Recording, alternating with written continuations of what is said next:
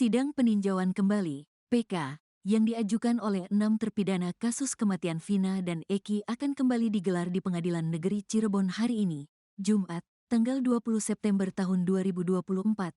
Salah satu saksi yang akan dihadirkan dalam sidang kali ini adalah tokoh Jawa Barat, Deddy Mulyadi. Kuasa hukum para terpidana, Yan S. Huta Barat menjelaskan bahwa Deddy Mulyadi akan memberikan testimoni yang dianggap penting untuk mengungkap kebenaran dalam kasus ini. Kami rencananya akan melakukan pemeriksaan saksi fakta dan juga sekaligus saksi testimoni de auditum, seorang tokoh Jawa Barat, tokoh kemanusiaan yang sangat memperhatikan kasus ini, yaitu Bapak Deddy Mulyadi, ujar Yan S. Huta Barat melalui keterangan resminya yang diterima Tribun, Jumat, tanggal 20 September tahun 2024, pagi. Selain Deddy Mulyadi, sidang PK ini juga akan menghadirkan beberapa saksi lain yang dianggap dapat memberikan novum, bukti baru, penting. Kami akan melanjutkan pemeriksaan dan pemberian novum dari 3 rekan almarhum Eki, yaitu Saudara Arta, Anwar, dan Franciscus, ucapnya. Arta dan Anwar akan bersaksi mengenai kebersamaan mereka dengan kedua almarhum. Sedangkan Franciscus, sahabat Eki, akan memberikan kesaksian terkait helm yang dipakai Eki saat peristiwa tragis itu terjadi. Tak hanya saksi fakta, ahli psikologi forensik Reza Indragiri juga akan memberikan keterangan keahliannya dalam persidangan ini. Beliau akan memberikan keterangan untuk memperkuat novum-novum yang disampaikan oleh tim hukum, jelas dia. Selain itu, ahli digital forensik Dr. Rismon Nasiholan juga dijadwalkan hadir untuk mengulas tentang ekstraksi data ponsel yang telah ada di berkas perkara sejak tahun 2016. Kami harapkan bahwa pemeriksaan saksi ini dapat selesai karena proses PK ini bagi kami sangat serius agar kebenaran dapat diungkap seterang-terangnya dan keadilan dapat diperoleh dengan baik, katanya. Sebagai informasi, pada sidang sebelumnya, Rabu, tanggal 18 September tahun 2024, tim kuasa hukum hanya menghadirkan 6 saksi dari 7 yang dijadwalkan. Saksi yang dihadirkan kala itu antara lain mantan Kabareskrim Polri, Komjen Pol Purn Susno Duaji, adik dari almarhum Eka Sandi, Reynaldi, serta teman-teman dekat almarhum Eki. Sidang itu berakhir pada pukul 18.30 waktu Indonesia Barat dan dilanjutkan hari Jumat ini.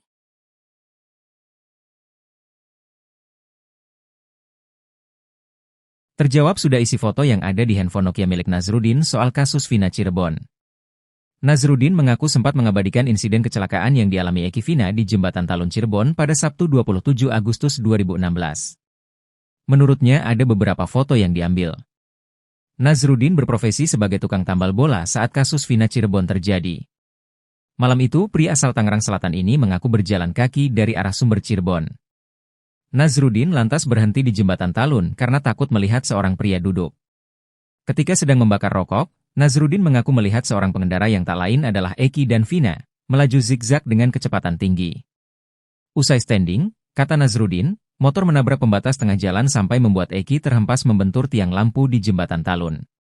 Pria yang duduk tadi, kata Nazrudin, langsung menghampiri bersama 2 pengendara motor. Nah, saat itulah Nazrudin mulai mengambil foto menggunakan handphone Nokia miliknya. Nazrudin mengaku mengambil foto 3 orang itu.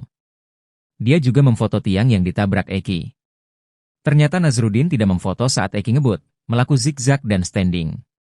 Perlu diingat kembali, handphone jenis Polyphonic seperti milik Nazrudin menggunakan sistem memory card. Ia tak merekam video karena memory card-nya full. Nazrudin bahkan tidak memfoto wajah Eki Vina pasca kecelakaan di Jembatan Talun Cirebon. Saat mengambil foto, kata Nazrudin, tubuh Eki sudah tak bergerak lagi. Sedangkan Vina, kata Nazrudin, masih terus merintih.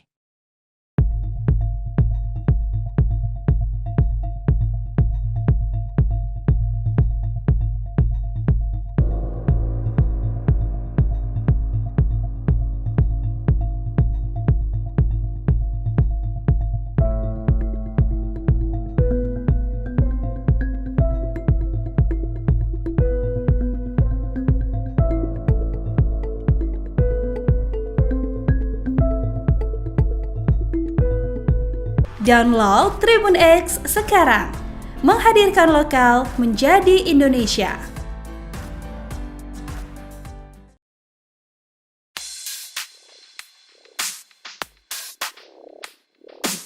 Anak buah Ibtu Rudiana, Bribka Gugun Gumilar kocar-kacir saat dipergoki sedang berada di rumahnya.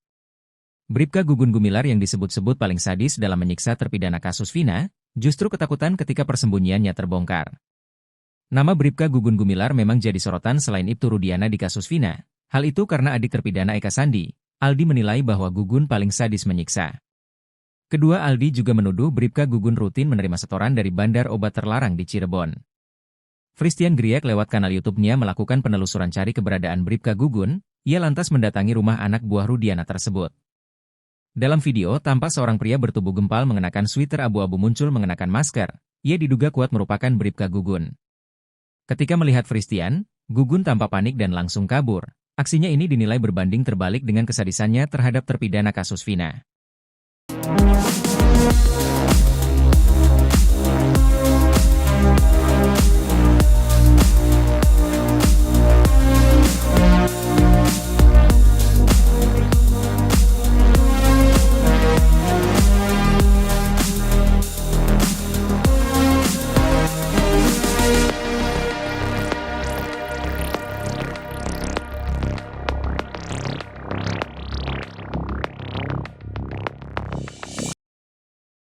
Fenomena kasus Vina di Pengadilan Negeri Cirebon hari ini, Rabu, 18 September 2024.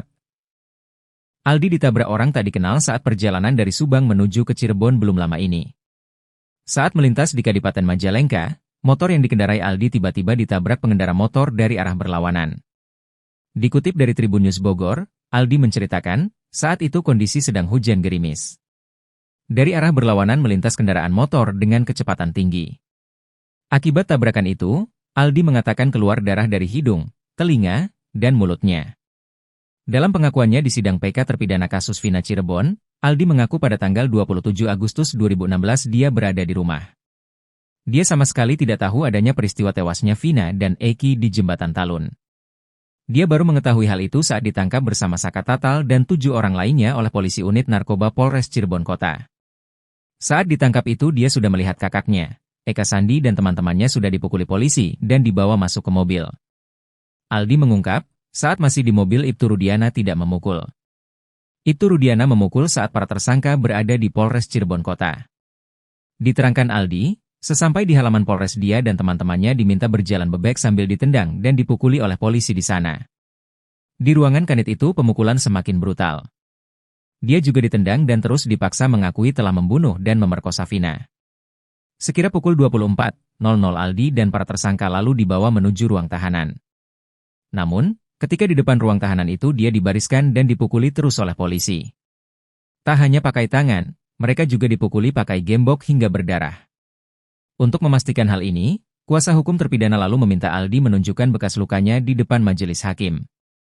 Aldi pun menunjukkan bekas luka itu.